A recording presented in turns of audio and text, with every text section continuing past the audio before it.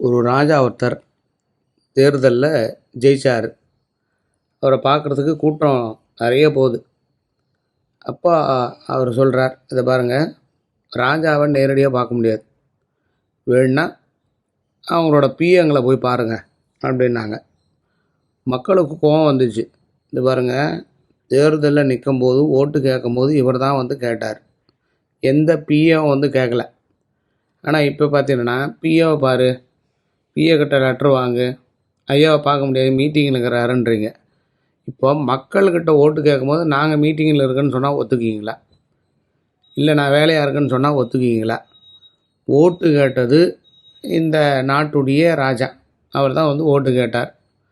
இப்போ பிஏ பாருன்னா என்ன அர்த்தம்? பிறக்கும்போது பிஏவோடவா பிறந்தார்? போகும்போது பிஏவோடவா போக போகிறாரு?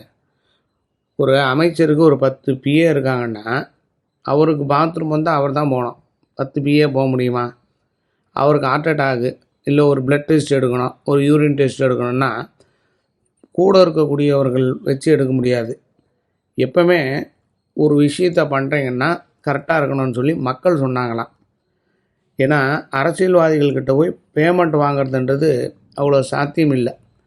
சில அரசியல்வாதிகள் 100% அரசியல்வாதியில் 95% பேர் ஏமாற்று பேர்வியால் தான் இருக்காங்களாம். 5% பேர் கூட இருக்கிறவங்கள தட்டி கொடுத்துட்றாங்களாம். முதல்ல பதவியில் வந்த உடனே அரசியல்வாதிகளுக்கு முக்கியமான ஒரு நோய் வருதான், பார்வை குறைபாடு. தூக்கி விட்டவங்களையும் தூக்கி சுமந்தவங்களையும் மறந்துடுறாங்களாம். நன்றி மறந்த மக்கள் அரசியல் அதிகமாக உண்டாம்.